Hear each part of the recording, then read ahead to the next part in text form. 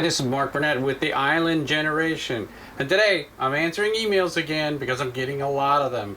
My views are like over 2,000 a day, and I'm getting tons of emails. It's actually getting a little hard keeping up with everybody, but keep it coming. Love it. We'll respond back as fast as I can to everybody. Again, if you're emailing me, go to the webpage and email me at www.theislandgeneration.com. Sorry, we got some background noise here. I know, it sounds like the Philippines, right? Anyways, there were some certain people sending me emails that talked about tsunamis hitting the Philippines and that being a huge, huge problem. I think they're pretty mistaken. I've got my notes down here, and one gentleman, or a couple gentlemen, people kept talking about tsunamis, so I decided to address it in this way. Number one, tsunamis historically do not hit the Philippines. Number one thing you need to pay attention to here. Actually, if you go up to Wikipedia or go to Google and say, list all the tsunamis around the world, you'll find that those records go way, way back. I'll go back as 1 AD, okay? Birth of Christ. Since the birth of Christ, according to all the documents I could find, one tsunami has hit the Philippines in that amount of time. 2,000 years, 2016. So that's not a lot. And I think people get confused with the storms and storm surges over tsunamis. Big difference. Now, if you want to look at, you may find this very interesting. The number of tsunamis, like I said, that hit the Philippines is one. It was in Mindanao. It was in 1976. And way south of where we're looking to build. Way, way south. Hundreds and hundreds of miles away. The U.S. actually has been hit by tsunamis more than the Philippines. The tsunamis in the U.S. are actually 6 tsunamis since 1 AD. They have hit Alaska, they have hit Hawaii, and they have hit Washington State. So, as you can see, those are U.S. areas that have been hit 6 times more by tsunamis than the Philippines. And the top winner, of course, is Japan. 21 tsunamis since that period in time. That's a lot. So Japan's a lot more, has more issues with tsunamis, obviously, than the Philippines, and the U.S. has more issues with tsunamis than the Philippines. So we need to clarify that is not the issue. So I don't want people, if they see people answering and saying that and get scared, they need to understand that. What does happen, though, is that the whole area in the Philippines has a lot of tropical storms, tropical cyclones, or as they would call them, typhoons. To be clear, we call them over here hurricanes, and in other parts of the world they do call them cyclones. So it's same thing, different name. So if you think of Florida, and you think of Hurricane Andrew going through there and doing some big devastation by a big storm, then you get a better idea of what can hit the Philippines, and sometimes even the ones in the Philippines are going to be more intense, more often, because we're in a long stretch of ocean there, which makes it a tropical island, and that's one of the disadvantages of being in the Bahamas or the Philippines. If you're in the tropical belt, storms are part of the deal. The thing is, you need to build, and that's why we're building a facility that can withstand those kind of storms. We're not being novel in any way. There are plenty of buildings that withstand those kind of storms all the time. Surprisingly, if you go look at some of the old architecture in the Philippines, you'll see these churches built by the Spanish in the 1600s or maybe even older, that they're still standing. Okay? They're still there. Some are damaged, but it's been a long time. Maybe we should take some clues from that, as to how they built them and why those stay up. Not just by the grace of God, but also by what God throws at it. They hang in there. And I think if you build buildings properly, as we've seen in the Philippines, they have started to build a lot more buildings properly over many, many years now. You're talking about some huge skyscrapers in Manila. They withstand all this. And if you've been following lately the debates over presidential candidates, you'll see Trump there. And Donald Trump is also building a building in the Philippines, the Trump Tower. I believe his children are running it in the Philippines. So he's not afraid to build there, and he's not afraid to try to run for presidency. So, there's plenty of people investing there to build, and we're doing the same thing. Okay, we're not in any way looking aside from how we build. We want to build so that the structure is properly taken care of and can properly hold up to storms. That's not really hard to do. What happens in the Philippines is that you have a situation where the Philippines basically has a lot of poor people within the country. It's one of the poorest countries in the sense of per capita.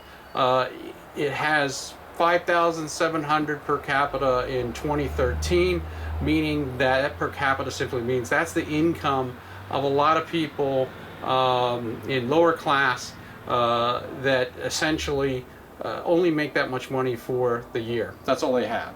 So to build a nice structure and all you've got is $4,700 a year makes it a little hard. So you tend to build things that will be blown away in a storm.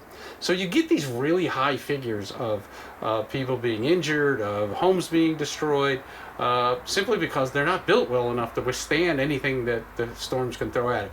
It would be the exact same if you were to build those same structures in Florida, down where Hurricane Andrew hit.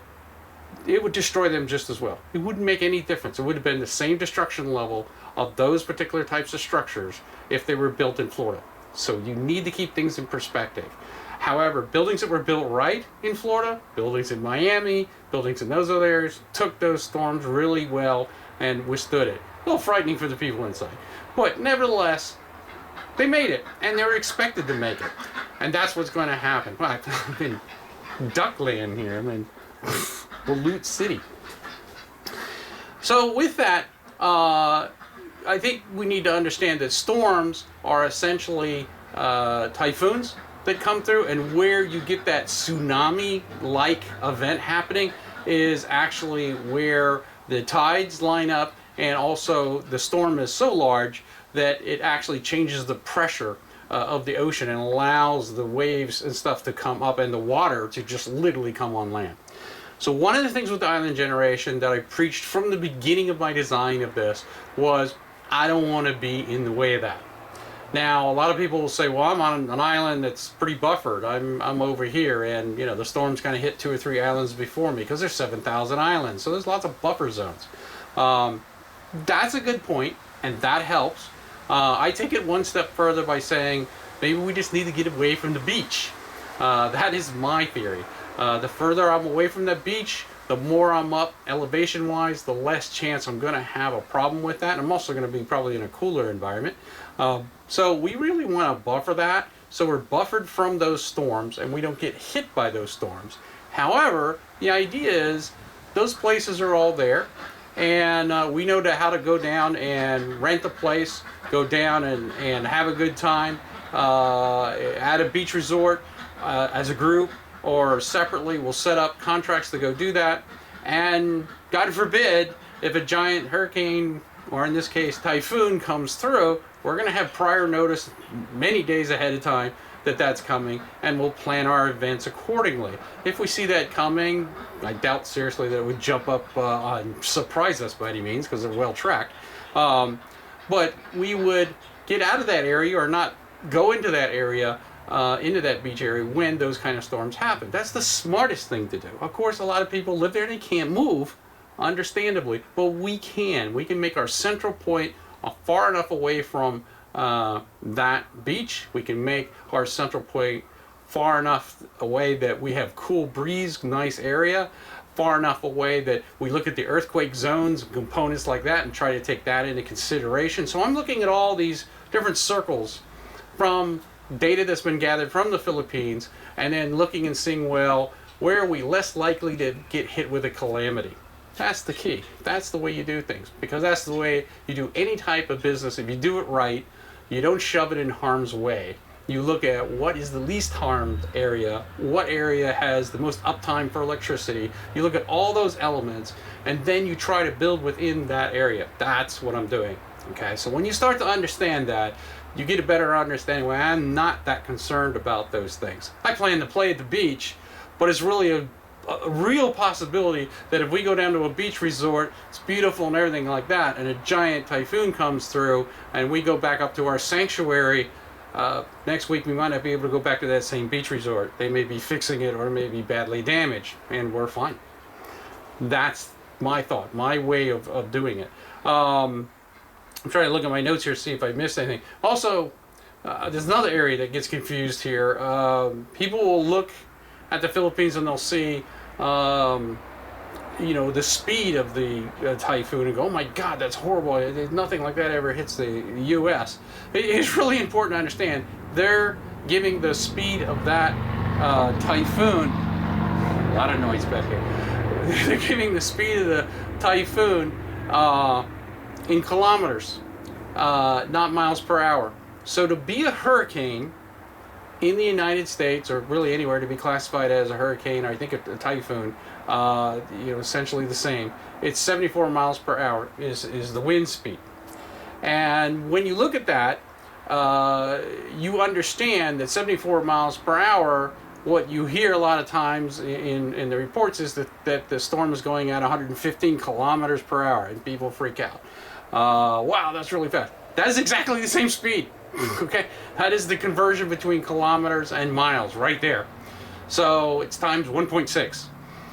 So if you look at that and you divide it out, you'll figure out the speed. So 115 sounds horrible, but that's in kilometers. So keep that in mind when you're reviewing information and you're looking at things. Do storms get really brutal there? Do they get some serious wind? Oh yeah, absolutely. And the buildings are, in the cement buildings and things like that, and the structure we're going to have, it's built to handle that. It knows that's coming, and we're already thinking in those lines how to further secure that so that would not be an issue. Floods are also an issue. Again, we don't plan to be any low-lying areas. We plan to be away from floods. Flooding can still happen a little bit, but the whole idea is we'll be structured in a spot where we avoid floods, because flood is another big thing that happens. A lot of low-lying areas, Manila, a lot of areas in there are very low-lying. I've been in places like Thailand and Bangkok, and in Bangkok, the whole place is a freaking swamp. Okay? It's nice, but you realize it floods like crazy because it was originally a swamp, which now has klongs in it, which is the Venice of the East in Thailand. And you realize you really don't want a basement there. In the Philippines, same sort of thing. You need to be a little higher up, you need to be a little more protected, or you need to build your building accordingly. So that it's designed to handle those kind of things. I'd prefer just to build correctly in the right spot and avoid that. Earthquakes are another area. You do have volcanic activity in a lot of areas within the Philippines, similar to like Hawaii. It's about the same. They're very active there. Little different kinds of lava flows, so I don't want people to nitpick you. They are different. But that kind of thing does happen. Again, we're trying to locate ourselves so we're far enough away from any of those events that should cause any real problem. My wife's lived there many years. She went through volcanoes and stuff happening around, and it's like, hey, it's raining dust today. We've had it here in state of Washington. Obviously, a volcano went off there. We've had Hawaii. Those are all volcanic areas that people do survive, and it's not that big a deal. So, again, there's no place that's perfectly safe, no matter where you go. And what I'm trying to point out is in the U.S. you have just as many problems and calamities. They're spread out more. You don't think about Hurricane Katrina and what it did, and people built low under sea level, and boom, the water came in and nailed them, because there's no way you're going to hold back that much water anyway. Even what they've rebuilt now will not stop a megastorm. We have Hurricane Sandy that missed my house by just a little bit and scooted up the coast and hit New Jersey and New York and just did tremendous damage to those areas. This is going to continue anyway. we've got different things going on. We've got El Nino, we've got climate change, if you want to believe that. All those elements are coming together to make stronger storms. It just means you don't want to be sitting next to a place or in the path of those storms without thinking before you build where those things are going to hit and how things are going to erode and how things are going to affect you. Those things I'm taking all into consideration when we build this facility. So you feel free to give me feedback.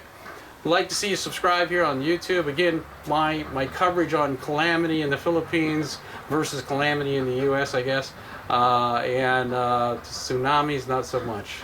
Okay, so enjoy the tropics. You'll like it, you'll really enjoy it, and you'll find we build a facility that can handle almost any event going on.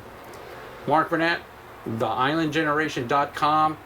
Click on that, I should say, put that in your web browser, come to our site, hit the contact information if you want to send me a direct email. I'd be glad to talk to you. Also, go to the web page and check it out. We got lots of information up there, a ton of info you can look at. So make sure you check all that out.